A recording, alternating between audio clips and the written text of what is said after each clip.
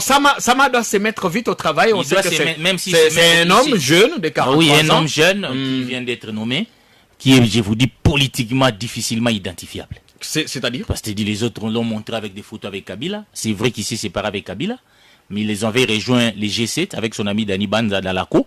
Mais à un moment donné, Dani Banza avait quitté les G7 pour rejoindre Félix Tshisekedi. C'est comme ça qu'il a été même ambassadeur itinérant. Et lui, Sama le connaît, on l'a vu. Mais en fouillant sur la liste, on ne sait pas s'il est de quel bord politique. Parce que Maïri Yobo s'est réjoui aujourd'hui qu'un de l'air est devenu Premier ministre. Parce que si vous allez, vous fouillez sur la liste de la CEDI, c'est un candidat malheureux sur la liste du Palou et Allié. Donc c'est quelqu'un un peu trop controversé, qu'on ne sait pas identifier, qui n'a pas de couleur, qui ne pèse pas. Donc d'abord là... Il ne vient pas des milieux katumbistes? Non, je vous dis qu'ils se sont séparés avec Katumbi il y a longtemps. Il s'est séparé avec Kabila il y a longtemps, mais il était candidat du Palou. J'ai dit c'est une personnalité, ancien ministre des Sports, qu'on fait élever directement. Il a fait son entrée au gouvernement, il n'avait pas 40 ans. Oui, Premier ministre. Il était le plus la jeune nomination ministre de Samba, si vous l'analysez politiquement, c'est une bonne manière pour Félix Tshisekedi de tuer la primature.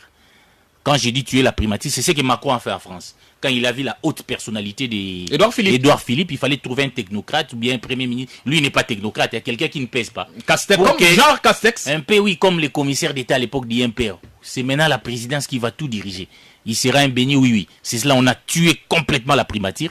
Et nous allons voir, parce qu'on a déjà tenté l'expérience avec la présidence, parce qu'il y a déjà des mesures conservatoires qui ont été prises par Steve Niembo. Ça risque de continuer, même sans mesures conservatoires, avec Sama Lukonde, où la présidence va pratiquement gérer les pays. Mais où est le problème? Parce que, allons à l'hypothèse, la parole a tourné.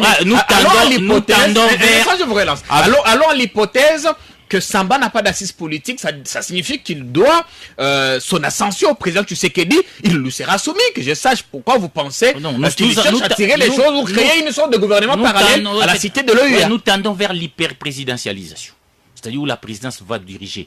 Quand j'ai dit Sama Lukonde, c'est vraiment un commissaire d'État. Pour moi, c'est un véritable commissaire d'État. La présidence doit tout gérer. Mais nous avons une expérience malheureuse quand le pays est géré par la présidence avec